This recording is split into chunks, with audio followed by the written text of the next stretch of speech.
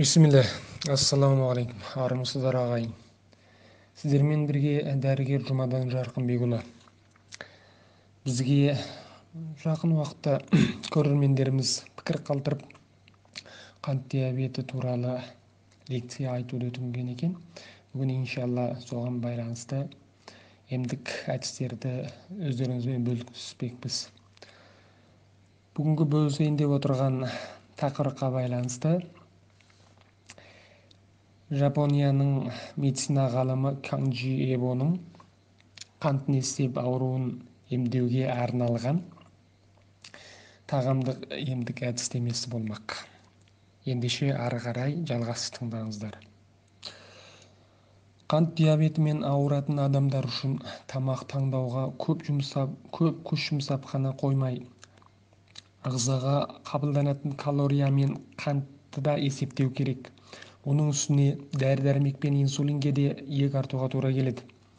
Жапонияда диабетпен ауырған бір дәрігер қант қабылдауды тізгіндеу арқылы дәрі-дәрмексіз дәрі-дәрмектердің қан тамырларына тигізетін зиянын азайту нәтижесінде қантты несеп ауруы туралы медицина саласының көзқарасының астан-кестеңін шығара алатын тағамдық терапиясына сүйенген.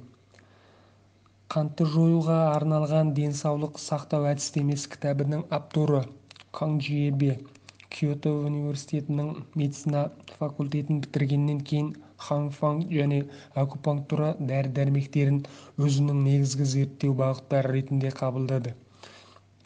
Ол Киотода Кайосион ауруханасының төрағасы болып қызмет етеді және диеталық терапия саласындағы клиникалық зерттеулермен айналысады. Ол өзінің қант диабеті ауруына шалдыққанын білген соң диабеттің емін зерттей бастады. Өзі әзірлеген қантты шектеу тағамдық әдісі диабетті ойдағыдай жеңгеннен кейін ол өз тәжірибесін кітап қылып жазды. Тянбе Канджидің дағдылы әдетті өзгерту арқылы қант диабетін емдеп жазуға арналған бұл емдік әдісі жалпы медициналық тәжірибеден мүлдем өзгеше болғандықтан Жапонияда көптеген пікір толқыныстарын тудырды. Тянбе Канджи ауру келтіріп шығарған жазықтылар күріш пен нан сияқты қанттардан туындайды деп санайды. Сондықтан да диетадағы калорияны есептеп қадалып қалғаннан гөрі келесі ережелерді жасаған дұрыс деп біледі. Бірінші, майды тізгіндеуден гөрі крахмалды тізгіндеу арқылы арықтау әлде қайда оңайырақ. Шын мәнінде 150 грамм 250 калорияға жуық бір шыны тамақтан гөрі 200 грамм шамамен 1000 калорияға жуық сиырдың бел етін жеп арықтау тиімді болмақ. Бұл біртүрлі болып естілсе де, майды шектегеннен гөрі қантты шектеген жөн. Бұл ұғымды ақш-тың New England Medicine журналы және JAMA американдық медициналық қауымдастығының журналы да мойындады. Екінші, ақуыз бен майды жеткілікті мөлшерде жеуден қорықпаңыз. Біз күн сайын жейтін тамақтың 60% негізгі тағамдар. Мысалға айтар болсақ, қоректіктің 3 келу қайнары белок, яғни ақуыз, одан кейін майлар, көмірсутектер. Осылар қаратылады, енді осы 60% сол тағамдардан келеді. Бірақ қантты тізгіндеудің жаңа қатынасында қанттың қабылдау салыстырмасын мүмкіндігінше азайту керек. Оның орнына ақуыздан немесе майдан көбірек калория қабылдаған дұрыс. Канджи Эбе көбірек балық, ұлулар, сосын ет жеуге кеңес береді. Сонымен қатар соя өнімдері ақуыздың жақсы көзі болып табылады. Ал майларды ірімшік пен зәйтүн майынан қабылдау ұсынылады. Үшінші, құрамында крахмал мен тәттісі бар тағамдардан аулақ болыңыз. Бидай наны, бөлке, кеспе, соба, күріш және тағы басқа сол сияқты крахмал құрамы мол тағамнан ауызды тыю қажет. Ерекше назар аударуға тиістісі картоп тағамдарынан мүмкіндігінше аулақ болу керек. Ал тәтті тағамдар құрамында фруктозаның жоғарғы концентрация бар. Әсіресе тәтті картоп сияқты тәттілігі мен крахмалы жоғары тағам болғандықтан мүлдем жойлауға болмайды. Бұл арадағы фруктоза да сол қанттың бір түрі болып есептелінеді. Төртінші, сиыр сүті, сусындықтар, тағы басқа сол сияқтылар.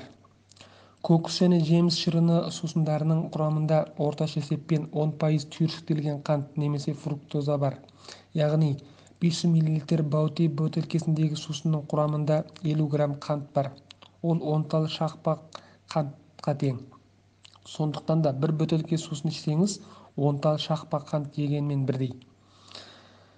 Сиыр сүті денсаулыққа пайдалы сусын деп саналғанымен, құрамында лактоза сияқты қанттар көп болғандықтан диабетпен ауыратындар үшін тамаша сусын емес. Бесінші, көкөністерді, балдырлар мен саңырауқұлақтарды көбірек жеген дұрыс. Жалпысы көкөністерде қант құрамы көп емес. Мысалға, қырыққабат, ақ қырыққабат, шпинат, қышы және тағы басқа сол сияқты көкөністерді қанша жесеңіз де болады. Дегенмен де асқабақ, лотос тамыры, сәбіз, ләләгүл баданасы және тағы басқа кең бұршақ сияқты құрамында қант көп болғандықтан жемеген жақсы. Ал балдырлары мен саңырауқұлақтар сияқты тағамдарда қант пен калория өте төмен болғандықтан негізгі тағамдарды азайтқан жағдайда көбірек тұтынуға болады.